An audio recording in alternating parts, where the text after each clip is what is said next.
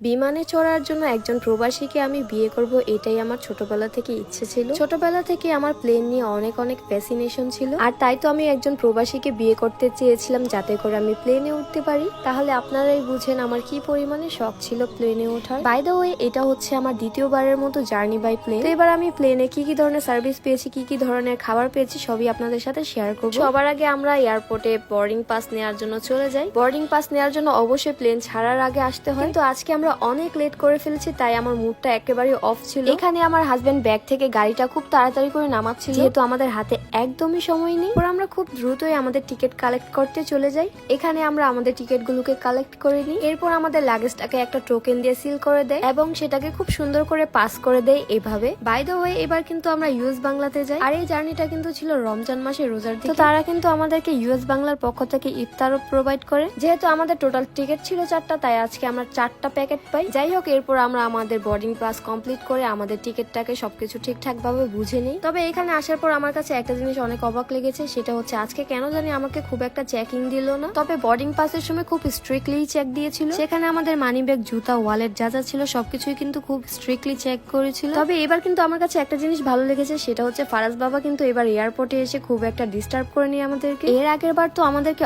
অনেক অনেক জ্বালাতন করেছিল, কিন্তু এবার মাশাআল্লাহ অনেক অনেক ভদ্রভাবে থেকেছে। যাই হোক, অবশেষে আলহামদুলিল্লাহ আমরা আমাদের বোর্ডিং পাসটা ঠিকঠাক ভাবে করতে পারি। আপনারা সবাই জানেন প্লেনের রানওয়ে অনেক অনেক বড়, তো সেখানে যাওয়ার জন্য আমাদেরকে তারা কিন্তু একটা গাড়ি প্রোভাইড করে। আর এখানে আসার পর একটা মার্সিডিজ কার নজরে পড়ে, তো সেখানে এসে আমি একটু দুষ্টামি করে যাই। বাই দ্য ওয়ে, এই গাড়িটা আমাদেরকে ইউএস বাংলা থেকে প্রোভাইড করা হয়। নরমালি তারা কিন্তু বাস প্রোভাইড করে থাকে, যেহেতু আমরা লেট করে এসেছি হয়তোবা তার জন্য আজকে আমাদেরকে কার প্রোভাইড করেছিল। তো এই তো সবার আগে আমি এখানে গাড়িতে উঠে যাই, আর এখানে উঠার পরই দেখি যে এরকম প্লেন নজরে পড়ছে। আসলে এইভাবে কাছ থেকে প্লেন দেখলেই না কেন জানি আমার মনটা অনেক খুশি খুশি ভাব লাগে। আমি আজকে এখানে আসার পর থেকেই খালি স্মাইল আর স্মাইল দিচ্ছিলাম, কারণ আজকে গাড়ির উইন্ডো দিয়ে যেখানেই তাকাই সেখানে শুধু প্লেন আর প্লেন দেখছিলাম। পুরো এরিয়াটা জুড়েই কিন্তু শুধু প্লেন আর প্লেন ছিল। তো আমি একটার পর একটা দেখছি আর এরকম বাচ্চাদের মতো আচরণ করছিলাম। যাই হোক, এটা ছিল আমাদের আজকের প্লেন, তো এটাতে আজকে আমরা উঠবো। অলরেডি এখানে সবাই উঠে যাচ্ছে, আমরাই সবার লাস্টে ছিলাম, তাই আজকে আমাদের হাতে খুব একটা সময় ছিল না, খুব দ্রুতই এখানে উঠে যাই। কিন্তু এখানে উঠার সময় ফারাজ বাবা পা থেকে জুতা খুলে ফেলে, তো সেটাকে আবার ফিক্স করে দিচ্ছিলাম। এরপর আমরা খেয়াল করি যে আসলে এখানে আজকে অনেক বড় সিরিয়াল, তো আমরা আরো একটু সময় পেয়ে যাই। ফাইনালি এখানে আমরা যখন প্লেনে উঠতে যাই তখন কিন্তু এখান থেকে টিকিট চেক করা হয়, কিন্তু এবার আর আমাদের টিকিট চেক করেনি। আর আজকে কিন্তু এখানে উঠার